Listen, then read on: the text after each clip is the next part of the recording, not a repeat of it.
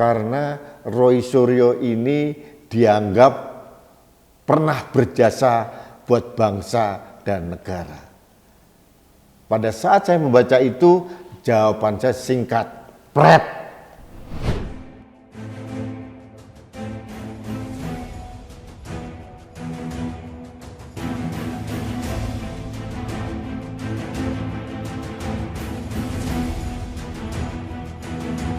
Halo sahabat Indonesia, kita bertemu kembali dalam Opini Rudi. Sahabat Indonesia, Roy Suryo sudah ditetapkan sebagai tersangka dan ditahan. Ini sesuai dengan harapan masyarakat Indonesia. Ada perkembangan yang agak menggelikan, ternyata satu hari setelahnya, tepatnya tanggal 6 Agustus tahun 2022, pengacaranya Ibu Elsa Sharif yang terhormat mengajukan penangguhan penahanan atau permohonan menjadi tahanan kota bagi kliennya yang bernama Roy Suryo karena alasan kesehatan. Dan satu lagi, ada narasi yang membuat saya bingung entah dari mana, karena Roy Suryo ini dianggap pernah berjasa buat bangsa dan negara. Pada saat saya membaca itu, jawaban saya singkat, pret. Apa jasa Roy Suryo buat bangsa dan negara? Mari kita kuliti di rekam jejak Roy Suryo pada saat dia jadi Menpora. Apa yang bisa kita banggakan? Nyanyi Indonesia Raya aja nggak jelas, nggak bisa. Loh, menteri loh,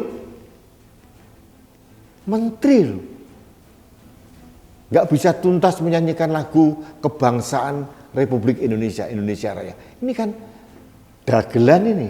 Nah, kalau begini jasa apa? Oh, ahli telematika. Yakin dia ahli telematika? Yakin dia berjasa? Sahabat Indonesia, saya membuat opini ini bukan untuk menanggapi surat dari pengacaranya Roy Suryo, tidak. Itu hak pengacara untuk mengajukan surat penahanan kepada Polda Metro Jaya, itu hak pengacara untuk membela. Tapi yang ingin saya bahas adalah alasannya. Karena dia pernah berjasa katanya. Kalau alasan sakit ya nggak masuk akal. Buktinya kemarin dia alasan sakit, lemah gemulai kayak tulang lunak aja, ternyata di luaran dia cekikian kok. Yang saya katakan dia mengadali polisi kok. Jadi tidak masuk di alasan kesehatan. Nah, apalagi di alasan dia pernah berjasa kepada bangsa dan negara. Astagfirullahaladzim. Kok nggak malu ya siapa yang membangun narasi seperti ini? Perejengan Roy Suryo kok pernah berjasa kepada bangsa dan negara. Jadi terus apa iya kalau dalam tanda kutip kalau benar dia pernah berjasa buat bangsa dan negara, lalu dia bebas membuat hinaan, penistaan terhadap agama, hinaan kepada kepala negara? Setelah itu dicokok oleh polisi, apakah dia punya diskresi untuk tidak ditahan? Kok enak urip mulai? Udah mengacaukan keberagaman, mengaduk-aduk agama orang lain. Terus sekarang mohon-mohon tidak ditahan. Ini dagelan yang nggak lucu kan? Jadi saya berharap, meskipun saya yakin Polda Metro Jaya tidak akan menanggapi yang disampaikan oleh pengacara. Tapi harapan saya sebagai rakyat, mudah-mudahan polisi takzim pada objektivitas. Orang ini sudah mempunyai rekam jejak yang tidak baik. Ya, kemarin katanya sakit, ternyata tidak sakit. Sudah diperiksa juga oleh tim kesehatan dari Polda Metro, ternyata dianggap sehat. Jadi mudah-mudahan Polda Metro Jaya tidak menanggapi permintaan penahanan di luar ini, meskipun ini hak dari tersangka, hak oleh pengacara, tapi hak rakyat Indonesia juga untuk ingin melihat keadilan ini ditegakkan. Tidak tebang pilih, tidak diskriminatif. Siapapun yang salah ya harus diikuti jalurnya, prosesnya.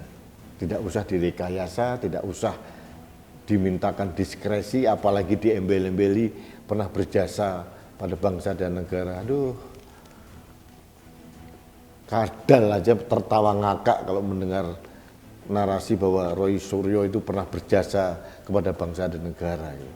Apa tolak ukurnya? Mungkin mendapatkan bintang penghargaan dari pemerintah. Apa itu yakin menjadi indikator yang sebenarnya, yang objektif?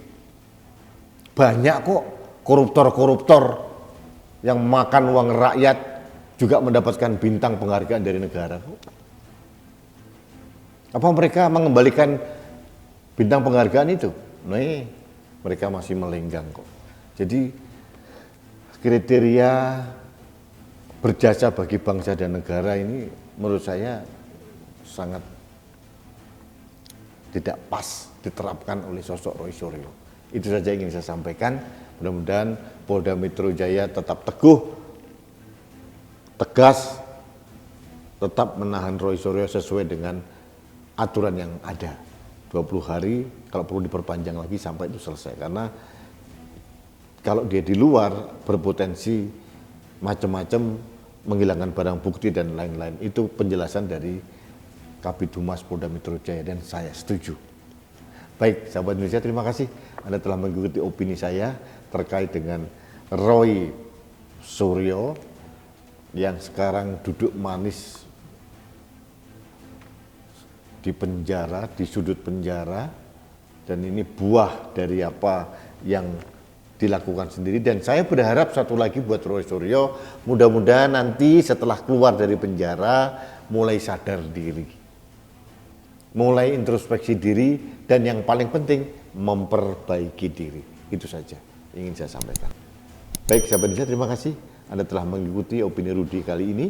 Kita bertemu kembali dalam opini Rudi selanjutnya.